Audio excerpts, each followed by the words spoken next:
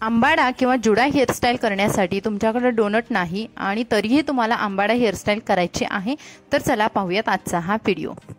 आज आपण डोनट न वापरता आंबाडा हेअरस्टाईल सुंदर पद्धतीने करणार आहोत। तर यासाठी बघा, समोरचे जे केस आहेत ते मी छान विंचरून घेतले आणि अर्ध्या पार्टिशन मधले जे केस आहेत ते मी वरती सिक्युअर करणार आहे पिनाने। जर तुम्हाला अशा पद्धतीचे छोटे पप आवडत नसतील तर तुम्ही मधून पार्टिशन करून दोन्ही बाजूला मधून भांग पाडून छान अशी सुंदर समोरून हेअरस्टाईल करू शकता।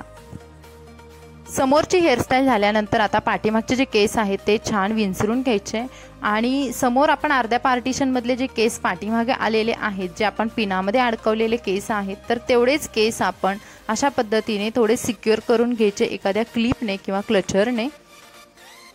त्यानंतर खाली जे उरलेले केस आहेत ते छान कंगव्याने पुन्हा विंचरून घ्यायचे आणि आपण सुंदर असा आंबाडा हेअरस्टाईल करणार आहोत।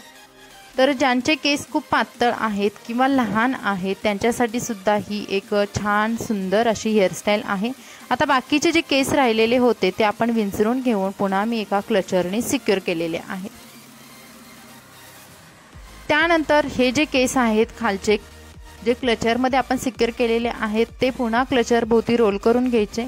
यामुळे तुमच्या आंबाड्याचा जो मोठा फुगीरपणा आहे तो वाढेल आणि अशा पद्धतीने आपल्याला क्लचरमध्ये ते केस खोचून घ्यायचे। जर तुमचे केस क्लचरमध्ये बसत नसतील तर युपिन सुद्धा तुम्ही तिथे लावा। त्यानंतर वरती जे आपण केस सिक्युअर केले होते मोठ्या क्लचरने, तर ते केस पुन्हा सोडून घेतले मी आणि कंगव्याने विंचरून घेतले। विंचरून घेतल्यानंतर त्या केसांनी आतमधला जो क्लचर आहे तो आपल्याला लपवून घ्यायचा आहे। पूर्ण सर्व बाजूने अशा पद्धतीने लपवून घ्यायचा आहे। सर्व केस हाताने व्यवस्थित करून खाली आपण एका रबर बँडने हे केस सिक्युअर करणार आहे। आता हा छोटा रबर बँड कुठे लावलेला आहे हे पण मी तुम्हाला दाखवलं। जिथून आपले जे वरचे केस आहेत ज्याने आपला क्लचर लपवून ठेवलेला आहे तिथेपर्यंत मेजरमेंट घेऊन आपल्याला अशा पद्धतीने इथे एक रबर बँडने बाकीचे केस सिक्युअर करून घ्यायचे आहेत। मधला क्लचर व्यवस्थित लपवून झाल्यानंतर ही जी आपली पोनीटेल बनलेली आहे, तर ही पोनीटेल आपल्याला खालच्या साईडवरून वळवून घ्यायची आहे आणि पुन्हा युपिन्सने सर्व बाजूनी सिक्युअर करायचे आहे। इथे आता तुम्ही युपिन्स वापरा किंवा युपिन्स तुम्हाला सिक्युअर वाटत नसेल तर तुम्ही जे गजऱ्याच्या पिना भेटतात त्यासुद्धा पिन्स वापरू शकता। त्यानंतर हा डुप्लिकेट गजरा मी वापरलेला आहे आणि तुम्ही बघता आंबाड्याला किती बाउन्स आलेला आहे।